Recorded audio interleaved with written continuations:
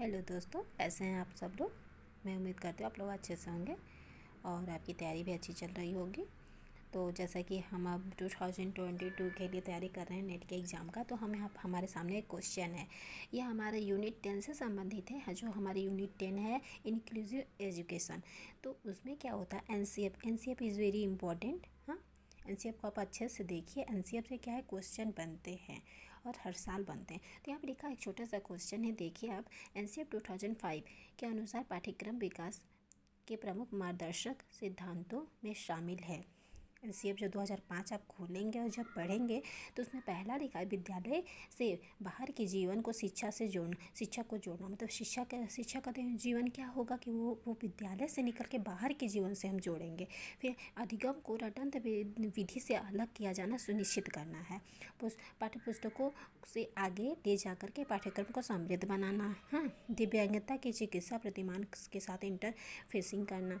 फिर प्रभुत्व की संस्कृति पर ध्यान केंद्रित करना। तो यहाँ पे क्या होगा कि जो हमारा डी ऑप्शन दिया हुआ, दिव्यांगता की चिकित्सीय प्रतिमान के साथ इंटरफेसिंग करेंगे, ये छोड़ के बाकी सब हमारे ऑप्शन सही होंगे।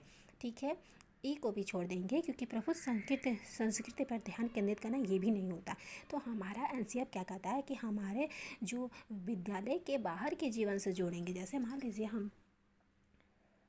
हम ये मैथ को पढ़ा रहे हैं, तो मैथ को ये नहीं कि जोड़ रहे हैं, घटा रहे हैं, ये नहीं। हम उस बच्चे को साधारण सा उदाहरण देंगे कि हम जब दुकान पे जाते हैं, सामान खरीदते हैं तो कितना रुपया देते हैं, कैसे करते हैं, तो उसको हम जब जीवन से जोड़ने लगेंगे।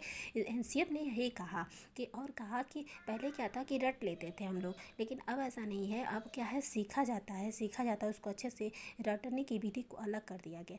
और पाठ्य पुस्तकों से आगे जा कर के पाठ्यक्रम को समृद्ध करना, ये जो एनसीएफ ने बताया कि हम पाठ्य पुस्तकों से आगे जाके पाठ्यक्रम को बढ़ाएं। जैसे कि क्या है, पाठ्य पुस्तकों से आगे जाके जैसे हम भ्रमण कर सकते हैं, कुछ भी कर सकते हैं, कुछ भी हम उसको जीवन से जोड़ के बताएं। तो एनसीएफ 2005 बहुत इंपॉर्टेंट है, आप थोड़ा इसको देख लीजिएगा और अच्छे से इस पर तैयारी कर लीजिएगा। इससे 1-2 क्वेश्चन तो बनेंगे ही बनेंगे।